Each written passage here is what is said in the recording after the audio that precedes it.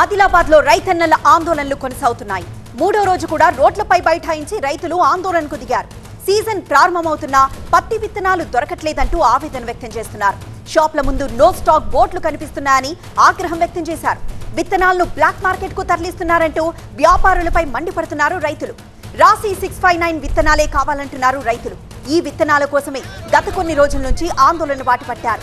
ఈ రాశి 659 పత్తి విత్తనాలతో పంట దిగుబడి బాగా ఉంటుందని, గతేడాది కూడా ఇదే రకం విత్తనాలు వాడామంటున్నారు రైతులు. అందుకే ఇంత ఎండలోనూ దుకాణాల ముందు బారులు తీరి రాశి 659 విత్తనాల కోసం ఎదురు చూస్తున్నారు.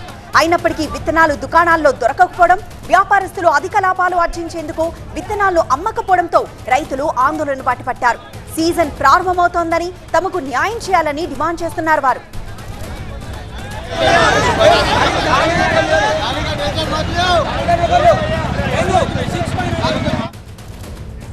మరింత సమాచారం మా ప్రతినిధి నరేష్ లైవ్ ద్వారా అందిస్తారు. నరేష్, మూడవ రోజు రైతులు రోడ్లపైకి వచ్చి నిరసన వ్యక్తం చేస్తున్న అధికారులు ఎందుకు స్పందించడం లేదు?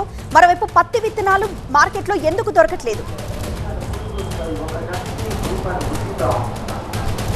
ఆదిలాబాద్లో పత్తి విత్తనం బంగారమయం అయిపోయింది. అందులో రాశి 659కు సంబంధించిన సీడ్స్ మరింత బంగారంగా మారింది.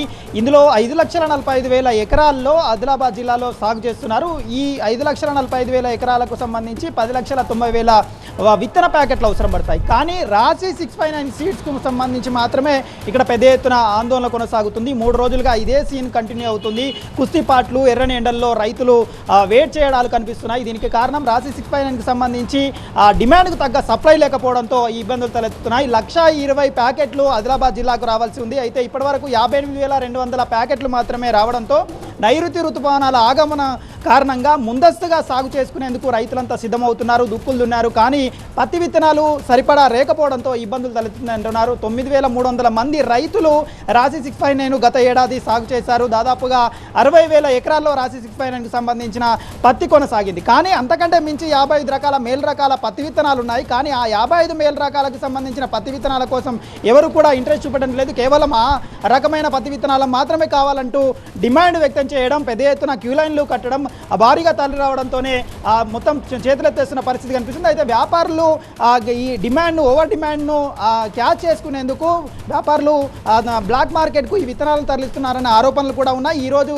నిఖిల్ ఫర్టిలైజర్కి సంబంధించి షాపు ఎదుట దాదాపుగా 160 ప్యాకెట్ల సీడ్స్ ఇచ్చోడకు తరలుతుండడంతో రైతులు రాస్తారోకో చేస్తున్న సమయంలోనే ఆ వాహనాన్ని గుర్తించడం, ఆ వాహనాన్ని గెరవ్ చేసి అడ్డుకొని వ్యవసాయ శాఖ అధికారులకు సమాచారం ఇవ్వడం గందరగోళానికి దారితీసింది. అయితే కలకలం రేగుతుంది. ఆదిలాబాద్ జిల్లా కేంద్రంలో పత్తి విత్తనాలను బ్లాక్ మార్కెట్ తరలిస్తున్న విషయం ఇది సాక్ష్యంగా నిలుస్తుందని రైతులు అయితే చెప్తున్నారు. అయితే 55 మేలు రకం విత్తనాలు ఏవైతే ఉన్నాయో అవి ఇప్పటికే 6,75,000కు సంబంధించిన ప్యాకెట్లు వచ్చాయి. కానీ 10,90,000 ప్యాకెట్లు వస్తేనే ఆదిలాబాద్ జిల్లా రైతాంగానికి మొత్తానికి పత్తి విత్తనాల కొరత తీరుతుంది, పత్తి విత్తనాల బాధలు తీరుతాయి. కానీ ఆ పరిస్థితి లేదు. మనం వెనుక కనిపిస్తున్న ఈ 55 రకాలకు సంబంధించిన పత్తి విత్తనాలకు అందుబాటులో ఉన్నాయి. 6 లక్షల స్టాక్ ఉంది. కానీ రాశి 659కి సంబంధించిన స్టాకు అందుబాటులో లేకపోవడం, డిమాండ్కు తగ్గ సప్లై లేకపోవడంతోనే ఆదిలాబాద్ రైతాంగం, పత్తి రైతాంగం మొత్తం రోడ్డు మీదకి వస్తున్న పరిస్థితి కనిపిస్తుంది. ఇది మరో 2 రోజులు కంటిన్యూ అయ్యే అవకాశాలే ఉన్నాయి.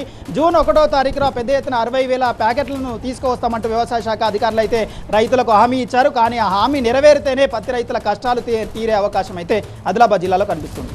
ఎస్ నరేష్.